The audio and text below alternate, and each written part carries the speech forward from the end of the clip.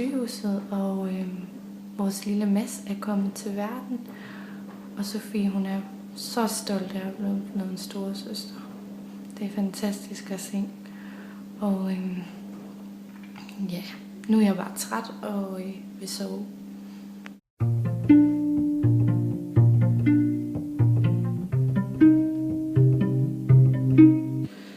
I dag sendte mig og Hans Mads i vuggestue for første gang. Jeg må godt nok indrømme, at jeg har været lidt nervøs for det, fordi at Mads har lidt svært ved at skulle takle mange mennesker, men jeg synes, det gik okay. Ja.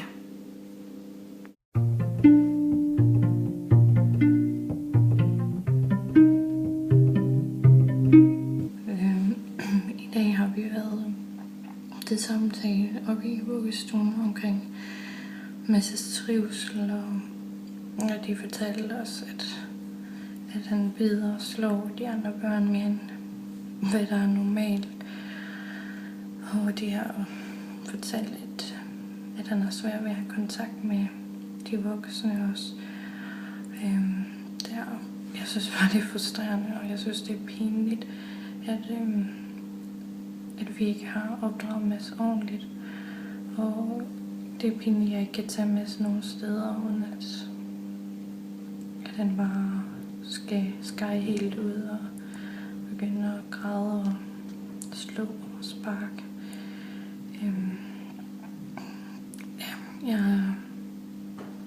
Jeg er virkelig flov over at være mor.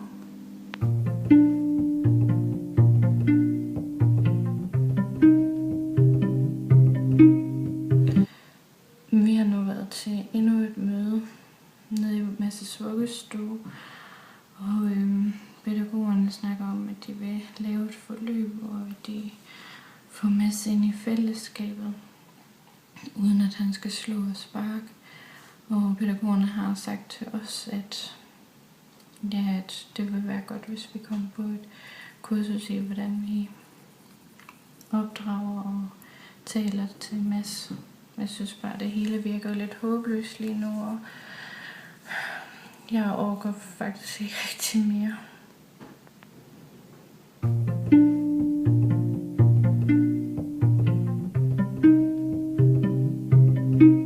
Som om at situationen med Mads er vendt 180 grader. I dag kommer Mads hjem malet som Spiderman i hovedet, og han er bare glad og tilfreds, og jeg kan se, når jeg kommer og henter ham, at han leger med de andre børn ude på legepladsen. Siden vi var til møde nede i vuggestuen, så har vi fået ændret nogle ting herhjemme, og altså det har været hårdt, men det er som om det bare har virket, og de nede i vuggestuen har fået ham ind i fællesskaber for ham til at lege med de andre, og de har lavet sådan nogle rum med forskellige rum nede i vuggestuen, og at Mads han elsker bare at være i stillerummet. Der er også et kreativt rum, hvor han nogle gange sidder og fordyber sig, og det er som om, at han ikke har trang til at skulle være voldelig længere. Det er så dejligt, og jeg troede ikke på, at det var muligt.